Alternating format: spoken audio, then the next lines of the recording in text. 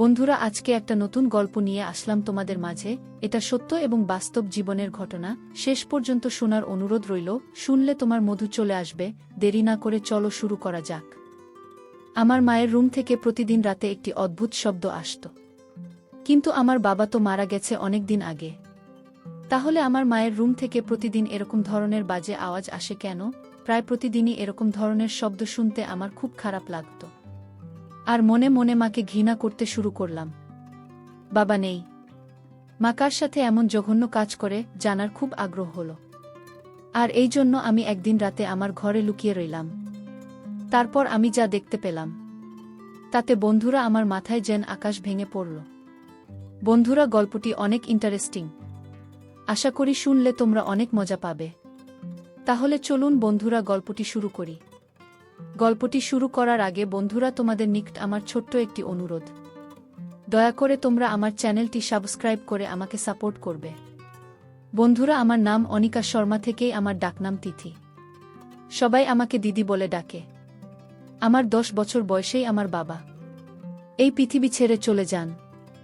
বাবা কোনো একটা কাজে কলকাতায় গিয়েছিল। কয়েকদিন পরে সেখান থেকে খবর এল যে তিনি আর এই পৃথিবীতে নেই।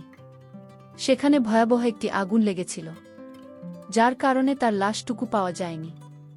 আমাদের জন্য এই খবরটা মাথায় আকাশ ভেঙে পড়ার মতো ছিল সবার মতো আমিও। আমার বাবাকে ভীষণ ভালোবাসতাম। আমার মা খুব সুন্দর দেখতে আর যুবতীদের মতো ছিল। বাবা মারা যাওয়ার পর দ্বিতীয় বিয়ের জন্য অনেক সম্বন্ধ এসেছিল, কিন্তু তবুও তিনি দ্বিতীয় বিয়ের জন্য না করে দিয়েছিলেন। এই ব্যাপারটা আমাদের পরিবারের সবাই একটু অবাক হয়েছিল, কারণ আমার মা তো বাবাকে ভালোবাসত না, উল্টে তার সাথে সারাক্ষণ ঝগড়া করত। বাবার কোনো ভালো চাকরি ছিল না, আর আমার মা একটা ধনী পরিবারের মেয়ে। দাদু আমাদের সংসারের পুরো খরচ চালাতেন, আর সারাক্ষণ আমার বাবার উপর চেঁচাতেন। আমার মা ও দাদুর সাথে মিলে বাবার উপর চেঁচাতেন। এসবের কারণে আমার বাবা ভীষণ কষ্টের মধ্যে থাকতেন। আমি প্রায়ই আমার বাবাকে লুকিয়ে লুকিয়ে কাঁদতে দেখতাম, আর সব সময় খুব টেনশনে থাকতে দেখতাম। কখনো কখনো বাবা আমায় বলতো, আমি তোকে ভীষণ ভালোবাসি, উত্তর কারণেই ঘর সংসার ছেড়ে কোথাও যেতে পারছি না। আমি বাবাকে বলতাম, এই পৃথিবীর সবথেকে ভালো বাবা তুমি। আর একজন মেয়ের জন্য বাবাই তার কাছে সবকিছু। সে তার বাবা আর যাই হোক না কেন, সেই তার সব। বাবা যখন আমাদের ছেড়ে চলে যান, সেই সময় আমি খুব ছোট। মাকে আমি ততটা ভালোবাসতাম না যতটা আমি আমার বাবাকে ভালোবাসতাম। ছোট ছিলাম, তাই এই কষ্টটা কোনো রকমভাবে আমি সহ্য করে নিয়েছিলাম। কিন্তু বাবার স্মৃতি আমার মনের মধ্যে গেঁথে গিয়েছিল। আমার অনেক সমস্যা ছিল, যার মধ্যে সবচেয়ে বড় সমস্যা হলো আমার কনফিডেন্সের অভাব। আমি কারো সামনে ঠিকভাবে কথা বলতে পারতাম না। বাবার এই অবস্থা দেখে আমি সব সময় হেজিটেশনে থাকতাম, কারো সাথে ঠিকভাবে মিশতে পারতাম না। আমি খুব কষ্ট করে স্কুলে পড়াশোনা করতাম। এখন আমি বিয়ে করছি, আমাকে প্রায় বাইরে যেতে হতো, মানুষের সাথে মিশতে হতো, তাদের সাথে কথা বলতে হতো। কিন্তু আমি তাদের সামনে এত নার্ভাস হয়ে যেতাম যে আমার হাত পা কাঁপতে থাকত। এতে সকলে অবাক হয়ে ভাবতাম যে একই রকম মেয়ে, যে ঠিকমতো কথা পর্যন্ত বলতে পারে না। সব সময় আমার মনে হতো যে আমি এই পৃথিবীতে একা, আমার কেউ নেই। কিন্তু আমার মায়ের জীবন বাবার মৃত্যুতে কোনো রকম প্রভাব পড়েনি। মা সবসময় সেজেগুজে থাকত, নিজের যত্ন নিত, মাঝে মধ্যেই বাইরে ঘুরতেও যেত। আমি এই সমাজ আর আমার মায়ের থেকে সব সময় দূরে থাকতে চাইতাম। সেই কারণে আমি বাড়িতে অতিথিদের জন্য যে ঘরটা বানানো হয়েছিল, সেই ঘরে সারাদিন চুপচাপ পড়ে থাকতাম। রাতেও আমি সেই ঘরে ঘুমাতাম। ঘরটা ছিল আমাদের মূল ঘর থেকে একটু দূরে, যা একেবারে নীরব ছিল। সেই ঘরের ছাদটা খারাপ হয়ে গিয়েছিল, যে কারণে বর্ষার সময় ঘরের ছাদ দিয়ে জল পড়ত। তাই একদিন আমার মা বলল যে আমি যেন ঘর ছেড়ে বাড়ির ভিতরে চলে আসি, কারণ বাড়িতে অনেক ঘর ফাঁকা আছে। তাই আমার বাইরে থাকার কোনো দরকার নেই। আমি ভিতরে আসতে চাইছিলাম না, কিন্তু বৃষ্টি হলে ঘরে জল পড়ে। এই একটা সমস্যার কারণে আমাকে ভিতরে আসতে হলো। আমার ঘরের সামনে যে ঘরটা, সেটাতে আমার মা থাকত। আমার ঘর থেকে মায়ের ঘরের জানালা পরিষ্কারভাবে দেখা যায়। ছোটবেলায় আমিও বাবা মায়ের সাথে ঘরে থাকতাম, কিন্তু বাবা মারা যাওয়ার পরে এই ঘরে আসলে তার কথা মনে পড়ত। সেই কারণে আমি ঘর ছেড়ে বাইরের ঘরে থাকতাম। বাবার মৃত্যুর পরে আমি পুরো ডিপ্রেশনে ছিলাম। সেই কারণে আমি ডাক্তারের কাছে চেক আপ করাতে যেতাম। ডক্টর আমাকে এটাই বলতো যে তুমি তোমার বাবার মৃত্যুতে হৃদয়ের গভীর আঘাত পেয়েছ, যা তোমার ভিতরে আতঙ্ক তৈরি করে এবং এর ফলে তোমার অবস্থা আরও খারাপ হয়ে যেতে পারে। এই কারণে তোমার শরীর খারাপ হচ্ছে, কিন্তু তোমাকে নিজের উপর নিয়ন্ত্রণ আনতে হবে, কেননা সে তো এই পৃথিবীতে নেই। তোমাকে মানুষের সাথে মিশতে হবে, কথা বলতে হবে, কিন্তু তুমি যদি নিজের উপর কন্ট্রোল না রাখতে পারো, তবে তুমি মানুষের সাথে মিশবে কিভাবে? আর তুমি কি বা হবে কিভাবে? আমি নিজেই নিজেকে নিয়ে ভীষণ চিন্তায় থাকতাম। আমার বয়স এখন 20 বছর। আইন অনুযায়ী 18 বছর বয়সে আমি সাবালিকা হয়ে গেছি, কিন্তু আমি নিজের কাজ নিজে করতে পারতাম না। তবে এখন আমাকে নিজের কাজ নিজেই করতে হবে। নিজের ভালো মন্দের চিন্তা নিজেকেই করতে হবে। এমনিতেও মায়ের উপর আমি খুব একটা ভরসা করি না। বাড়ির ভিতরে আসার পর থেকে আমি একটা অদ্ভুত ব্যাপার লক্ষ্য করেছি যে প্রতিদিন আমার মনে হয় মায়ের ঘরে কেউ একজন আসে। প্রথম রাতে ভেবেছিলাম এটা আমার মনের ভুল, কারণ এই সময় মায়ের ঘরে কে থাকবে, তাই আমি এই ব্যাপারটার দিকে তেমন একটা গুরুত্ব দিলাম না। কিন্তু দ্বিতীয় রাতেও আমি নিজের কানে কোনো পুরুষের গলার আওয়াজ শুনতে পেলাম। যখন আমার ঘর থেকে বেরিয়ে মায়ের ঘরের কাছে গিয়ে দেখলাম তার ঘরে আলো জ্বলছে। এর মানে হলো আমার মা জেগে আছে। এরপরে আমি মায়ের ঘরের দরজায় টোকা দিলাম। কিছুক্ষণ পরেই মা এমনভাবে বাইরে বেরিয়ে এল যেন মনে হচ্ছে তিনি সবেমাত্র ঘুম থেকে উঠে এসেছে, অথচ তার মুখের দিকে ভালো করে লক্ষ্য করে দেখেন মনে হলো না যে তিনি ঘুমাচ্ছিলেন। আমি বললাম, তুমি যে ছিলে? মা বলল যে, তুই এটা জিজ্ঞেস করার জন্য আমাকে ঘুম থেকে উঠে আলি, আমার ঘুমটা নষ্ট করলি। এটা তোমার ঠিক হয় নাই।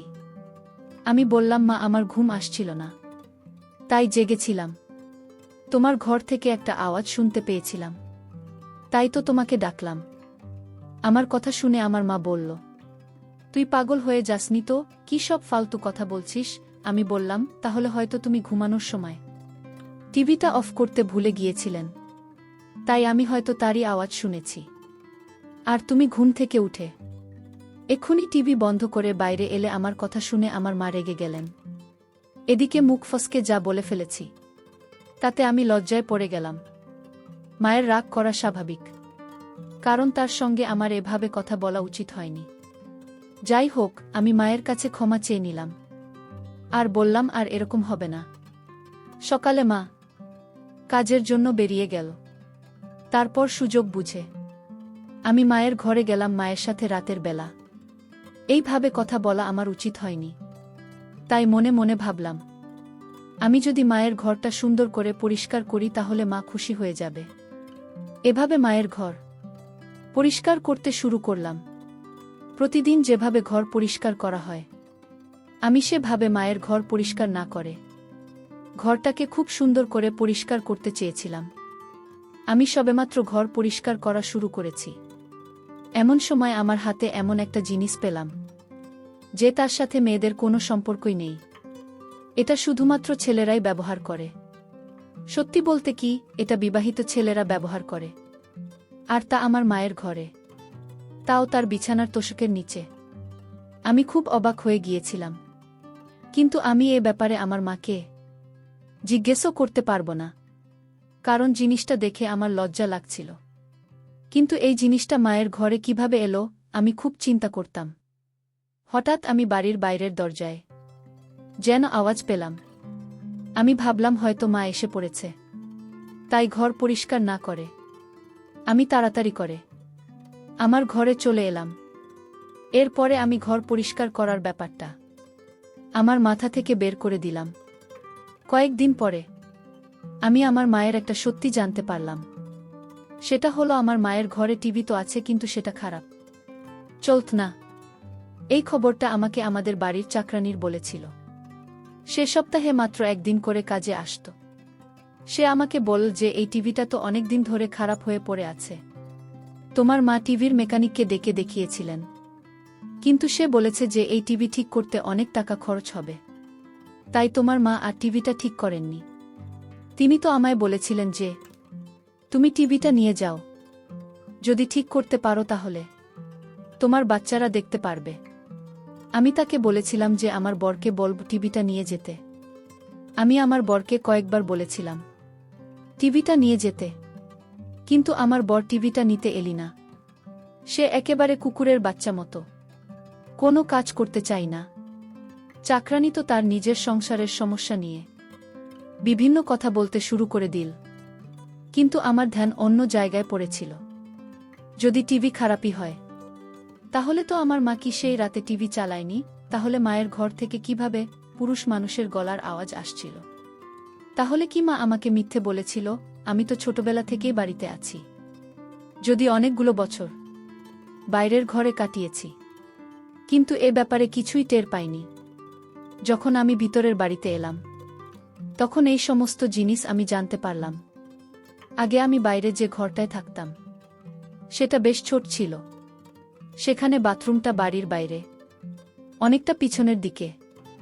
শীতকালে আমাকে বাথরুম করতে বাড়ির বাইরে যেতে হতো, যদিও বাড়ির ভিতরে এটা বাথরুম ছিল। কিন্তু মা কখনো আমাকে ভেতরের বাথরুম ব্যবহার করতে বলেনি। মা কখনো আমাকে বলেনি যে এই শীতের রাতে বাথরুমের জন্য তোর বাড়ির বাইরে যাওয়া ঠিক না, সর্দি কাশি লেগে যেতে পারে বা অন্য কিছু হয়ে যেতে পারে। যদিও আমি তার একমাত্র মেয়ে, এখন তো বাইরের ঘরটা ভেঙে পড়েছে, তাই বাধ্য হয়ে মা আমাকে ভিতরে ডেকেছে। এই বাড়িটা আমার দাদুর ছিল। বাড়িটা বহু পুরনো, যার একটা অংশ জানি না কিভাবে অন্য একজন কবজা করে নিজের নামে করে নিয়েছিল। বাকি অংশটা আমাদের ছিল। বাড়িটা অনেক বছরের পুরনো, ইংরেজ আমলের। নতুন কেউ বাড়িটা দেখলে হতবাক হয়ে তাকিয়ে থাকত আর বলতো, আমাদের একবার ভিতরে যেতে দাও, আমরা ঘরের ভিতরটা দেখতে চাই। কিন্তু আমি যেহেতু ছোটবেলা থেকেই বাড়িটা দেখছি, তাই আমার এই বাড়ির প্রতি খুব একটা মোহ নেই। আমার দাদু এই পৃথিবী থেকে অনেক আগেই চলে গিয়েছিল, কিন্তু তিনি ভালোই সম্পদ রেখে গিয়েছিলেন, যা দিয়ে আমাদের সংসারের খরচ খুব ভালোভাবে চলে যেত। মা বাড়িতে চাকরানি রেখেছিলেন।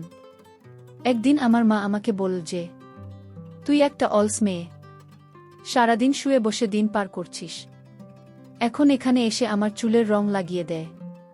আমি মাঝে মাঝে অবাক হয়ে এটাই ভাবতাম যে এই বয়সে আমার মা সেজেগুজে কাকে দেখতে চায়। এত বছর ধরে বিধবা থাকার পরেও আমার মা সবসময় সেজে গুজে থাকতেন। তার এই বাহারি সাজ দেখে তাকে আমার একদম ভাল লাগত না। তিনি এমনভাবে সেজে থাকতেন যেন তিনি সদবা। একবার তো পুজোতে মাকে হাতের মেহেন্দিও করতে দেখেছি, কিন্তু কোনো বুধবার তো ইচ্ছাই করার কথা না এসব করার। আর যখন তার স্বামী বেঁচে নেই, তখন মেহেন্দি পরে তিনি কাকে দেখাবেন? আমার মা সেই সমস্ত কিছুই করতেন যা কিনা একজন সদবা মহিলা করেন। নিজের খুব যত্ন নিত।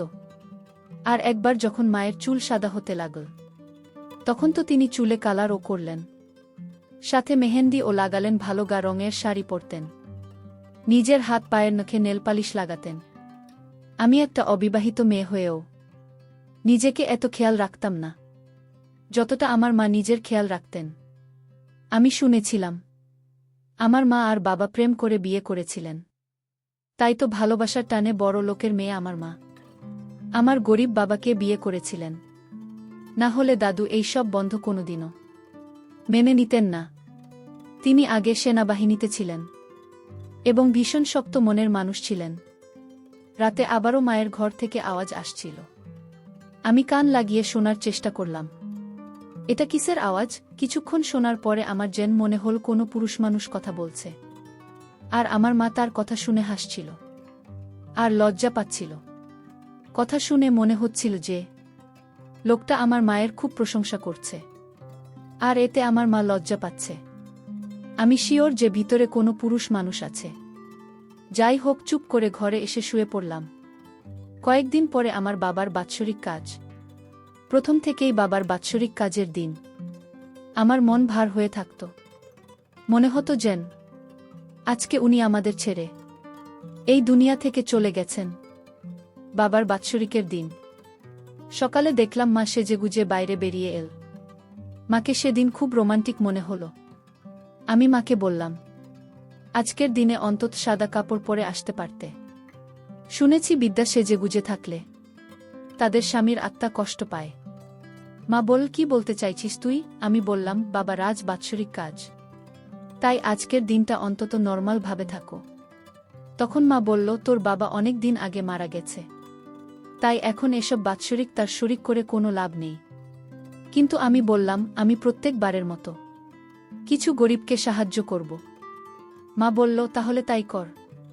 আমি বললাম, তুমি কোথায় যাচ্ছ? মা বলল যে আমার এক বন্ধুর মেয়ের বিয়েতে যাচ্ছি। আমি বললাম, আজ তো তোমার স্বামীর বাৎসরিক কাজ, আর তুমি আজকে তোমার বন্ধুর মেয়ের বিয়েতে যাচ্ছ।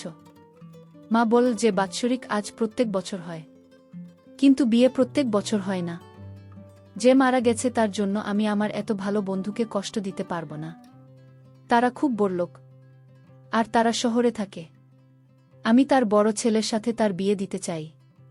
এই সময় আমি মাকে বললাম, যখন তোমার বন্ধু জানতে পারবে যে তুমি তোমার বরের বাৎসরিক কাজের দিন সেজেগুজে বিয়ে খেতে গেছ, তখন তারা তোমার সম্বন্ধে কি ভাববে? তারা তো তোমাকেও মানুষ ভাববে। আমার কথা শুনে মা বলল, তুই ভীষণ বাজে হয়ে গেছিস। আমার সামনে তুই এত কথা বলছো কেন? খবরদার বলছি, এরপর তুই যদি আমার সামনে এই ধরনের বাজে কথা বলিস, তাহলে আমার থেকে খারাপ কেউ হবে না। তোর বাবা তো এরকম ছিল না। জানি না তুই কার মতো হয়েছিস। আমি বললাম, তিনি তোমার স্বামী, আর আমার বাবা ছিলেন। তার জন্য তো তোমার একটুখানি সময় বের করা উচিত। কিন্তু তুমি না তো আমার পরোয়া করো, না তো বাবার পরোয়া করো। কে থাকল আর কে গেল তাতে আমার কিছু যায় আসে না। এবার তো মা কোনো কথার জবাব না দিয়ে বাড়ি থেকে বেরিয়ে গেল। কিন্তু ওই রাতে আমি কিছু এমন দেখলাম যা দেখে আমার পায়ের তলা থেকে মাটি সরে গেল। রাত্রে আমার ঘুম আসছিল না বলে আমি জেগেছিলাম। এই দিনটিতে এমনিতেও আমার ঘুম আসতো না। আজকের দিনটা আমার জীবনের সবথেকে বাজে দিন। আমি যেন মায়ের ঘরের জানলা দিয়ে কোনো একটা লোকের ছায়া দেখতে পেলাম। আমি পুরোপুরি শিওর হয়ে গেলাম যে আমার মায়ের ঘরে কোনো লোক আছে। আমি তাড়াতাড়ি উঠে এক মুহূর্ত নষ্ট না করে তার ঘরের সামনে গিয়ে দরজায় টোকা মারতে লাগলাম। মোটামুটি 34 মিনিট পরে আমার মা দরজা খুল। আমি শিওর ছিলাম এই ঘরে যে ছিল সে বাইরে বেরোতে পারেনি, ঘরেই আছে। আমি তাড়াতাড়ি করে ঘরের ভিতরে গেলাম, কিন্তু ভেতরে গিয়ে যা দেখলাম তাতে আমার পায়ের তলা থেকে যেন মাটি সরে যাচ্ছিল, কারণ ঘরের ভিতরে কেউ নেই। আমি ঘরের চারিদিকে দেখলাম, কিন্তু কেউ সেখানে নেই। তাহলে যে লোকটাকে আমি ঘরের ভিতরে দেখলাম সে গেল কোথায়? তাই কথা ঘোরানোর জন্য আমার মাকে বললাম, বাথরুমে যেতে হবে, কিন্তু বাইরের নল দিয়ে জল পড়ছে না, তাই তোমার বাথরুমে যাওয়ার জন্য এসেছি। এরপরে আমি বাথরুমে ঢুকে সেখানেও কাউকে দেখতে পেলাম না। আমি অবাক হয়ে ভাবছি, লোকটার ছায়া দেখলাম আর আওয়াজ শুনলাম, অথচ ঘরের মধ্যে সে কোথাও নেই, যেন হাওয়ায় মিলিয়ে গেছে। কিন্তু আমি এ ব্যাপারে আমার মায়ের সাথে কোনো কথা বললাম না, কারণ আমার কাছে কোনো প্রমাণ নেই। আমি এমনি এমনি বলছিলাম যে আমার বাথরুমের কল খারাপ হয়ে গেছে, তাই আমি এখানে এসেছি। কিছুক্ষণ পরে বাথরুম থেকে বেরিয়ে আমি আবার আমার ঘরে ফিরে এলাম। কিছুক্ষণ পরে আবারও আমার মায়ের ঘর থেকে হালকা হালকা আওয়াজ আসতে লাগল। আমি মনে মনে ভাবছি, হয়তো আমার মা পাগল হয়ে গিয়েছে, অথবা আমার মায়ের ঘরে কেউ না কেউ তো নিশ্চয়ই আছে যার সাথে আমার মা কথা বলছে। কোনো একটা ব্যাপার তো নিশ্চয়ই আছে, আর তা না হলে ওই ঘরের মধ্যে কোনো ভূতপ্রেত আছে যে আমাকে দেখলে অদৃশ্য হয়ে যায়। কেননা কোনো মানুষের পক্ষে এত তাড়াতাড়ি ঘর থেকে বেরিয়ে যাওয়া সম্ভব না। আর বেরোবেই বা কোথা দিয়ে? ঘরের দরজা দিয়ে যেতে পারবে না, কারণ আমি দরজা দিয়ে ঢুকেছি। আর জানলা দিয়েও যেতে পারবে না, কারণ জানলা ছিল খুবই ছোট। এসব চিন্তা করতে করতে আমার মাথায় প্রচুর যন্ত্রণা হতে শুরু করল, আর আমি এসব কথা কাউকে বলতে পারছিলাম না। এতদিন আমি চিন্তায় ছিলাম এটা ভেবে যে কেন আমার মা এতদিন বিয়ে করেননি, আর বিয়ে না করেও তিনি সবসময় এত খুশি থাকেন। কি করে আমি এতদিন ভাবতাম আমার মা বুঝি এখনও বাবাকে খুব ভালোবাসেন, সেজন্য আমার মা অন্য কোনো পুরুষকে বিয়ে করেনি। কিন্তু এখন তো বুঝতে পারছি যে নিশ্চয়ই আমার মায়ের অন্য কোনো ব্যাপার আছে, তার জীবনেও হয়তো কেউ আছে, আর সে হয়তো আমার মায়ের সাথে খুব বাজে কাজ করে। না হলে সে রাতের বেলা ঘরের মধ্যে কি করে? আমার প্রমাণ দরকার। কেননা আমি আমার মাকে বোঝাতে চাই যে আমি এখন আর বাচ্চা নই, আমি সমস্ত কিছু বুঝতে পারি। আর যার বিবাহযোগ্য মেয়ে আছে তার এসব মানায় না। যদি এমনটা সত্যি হয় তাহলে আমি আর এখানে থাকতাম না, এখান থেকে অন্য কোথাও চলে যেতাম। কেননা আমি এভাবে এখানে থাকতে পারবো না। এসব চিন্তাতেই রাতে আমার ঘুম আসতো না। মায়ের ঘরের রহস্য জানার জন্য আমাকে একটা প্ল্যান বানাতে হবে। আমি মায়ের ঘরে যেতে পারতাম না, তাই আমাকে বুদ্ধি খাটিয়ে এমন একটা প্ল্যান বানাতে হবে যাতে ভুলের কোনো সম্ভাবনা না থাকে। শেষ পর্যন্ত আমার মাথায় এমন একটা প্ল্যান এসে গেল যে তাতে ভুল হওয়ার কোনো সম্ভাবনা নেই। কিন্তু যদি আমি ধরা পড়ে যাই, আর আমি যেটা ভাবছি সেটা যদি না হয়, তবে আমি আমার মায়ের চোখে চিরদিনের জন্য ছোট হয়ে যাব। কিন্তু অন্ততপক্ষে আমি সত্যিটা তো জানতে পারব। আর এমনিতে আমি শিওর ছিলাম যে মায়ের চোখে আমি ছোট হব না, বরং তিনি আমার চোখে চিরদিনের জন্য ছোট হয়ে যাবেন। তাই আমি মনে মনে ভেবে নিয়েছি যে আমাকে কি করতে হবে। বিকেলবেলা আমি আমার মাকে বললাম যে আজ আমি আমার এক বন্ধুর বাড়িতে পড়তে যাব, আর আমি রাতে ওখানে থাকব। আমার মা বলল, ঠিক আছে, খুব ভালো কথা, মন দিয়ে পড়াশুনো করো। মনে হয় আমার মা খুব খুশি হয়েছিল যে আমি রাতে বাড়িতে থাকব না। যাই হোক, আমি বাড়ি থেকে বেরিয়ে গেলাম এবং কিছুক্ষণ পরে মাকে ফোন করে বললাম যে আমি আমার বন্ধুর বাড়িতে চলে এসেছি। যদিও আমি বাড়ি থেকে কোথাও না গিয়ে বাড়িতেই লুকিয়েছিলাম। আমার মা বলল, ঠিক আছে, সকালে ঘুম থেকে উঠে ধীরে সুস্থে বাড়িতে ফিরে আসিস, তাড়াহুড়োর দরকার নেই। কিন্তু আমি তো আমার বন্ধুর বাড়িতে যাইনি, আমি তো আমার মায়ের ঘরে লুকিয়ে আছি। আর এমন জায়গায় লুকিয়েছিলাম যে ঘরে মা কি করে সেটা আমি দেখতে পেলেও মা আমাকে দেখতে পাবে না। কিছুক্ষণ পরে মা ঘরে এসে সাজগোজ শুরু করল। এরপরে ঘরের মধ্যে এমন একটা ঘটনা ঘটল যেটা দেখে আমার পায়ের তলা থেকে মাটি সরে গেল। আমার মা অনেক কষ্টে মেঝেতে কার্পেট সরালো, কেননা কার্পেটটা খুব ভারী। কার্পেট সরানোর পরে তার নিচে যা দেখলাম সেটা দেখে আমার মাথা ঘুরতে লাগল। কার্পেটের নিচে একটা দরজা ছিল। আমার মা সে দরজা টেনে খুল, আর মা দরজা খোলার সাথে সাথে সেখান থেকে একটা লোক বেরিয়ে এল। আর লোকটা বেরিয়ে আসার সাথে সাথেই আমার মা তাকে খুব বাজে আচরণ করতে শুরু করল। এটা দেখে আমার নিঃশ্বাস বন্ধ হয়ে যাওয়ার মতো অবস্থা। আমার যেন মনে হলো যে আমি মাথা ঘুরে পড়ে যাব, কেননা ওই লোকটা আর কেউ না, সে আমার বাবা, যে কিনা অনেক বছর আগে মারা গিয়েছিল। তাহলে আমার বাবা এখনো জীবিত কিভাবে? আমি বাবাকে দেখে হতভম্ব হয়ে বাইরে বেরিয়ে এলাম। তারা দুজনে আমাকে দেখে অবাক হয়ে আমার দিকে তাকিয়ে রইল।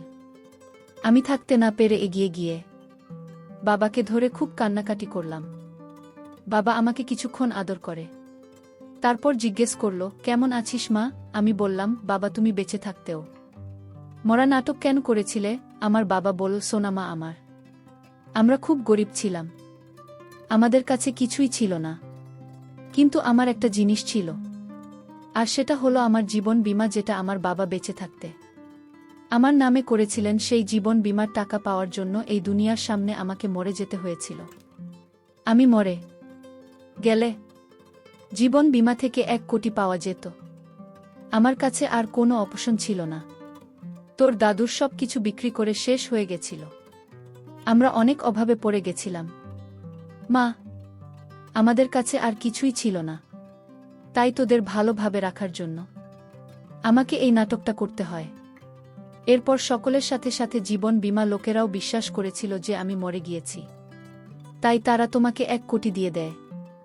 আর আমরা কোনো কাজ না করে সুখের সাথে জীবন উপভোগ করতে থাকলাম। আমি তোর মায়ের কাছে থাকতাম সব সময়, আমাকে কোনো কাজও করতে হয় না। সুমাথি, এই যে দেখ, মাটির নিচে আমার ঘর আছে, টিভি আছে, আমি আনন্দের সঙ্গে জীবন অতিবাহিত করছি। এই একটা বুদ্ধি খাটিয়ে এত টাকা পেলাম, যা আমি সারা জীবন কাজ করে ইনকাম করতে পারতাম না। আমি আমার বাবার দিকে অবাক হয়ে তাকিয়ে রইলাম আর বললাম, বাবা, তোমার মৃত্যুতে আমি এতটা দুঃখ পেয়েছিলাম যে আমার জীবনটা শেষ হয়ে গেছে। এখন আমি একটা রোগীতে পরিণত হয়েছি।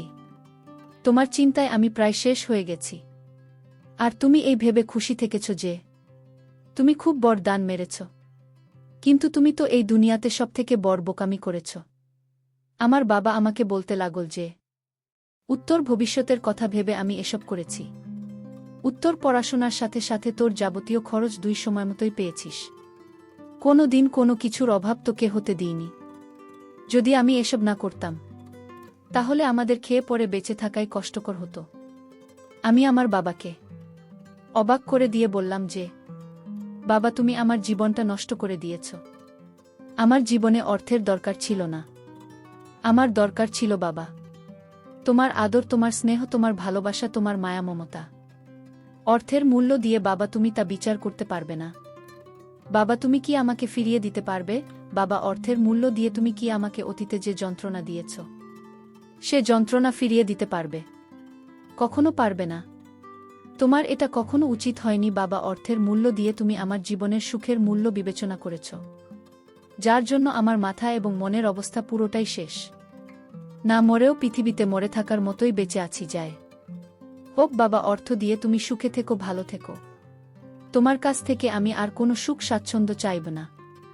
বন্ধুরা, পরিশেষে আমি বলবো, আমাদের জীবনেও মাঝে মধ্যে এরকম ধরনের কিছু ঘটনা আসে যা কেউ কখনো কল্পনাও করতে পারে না।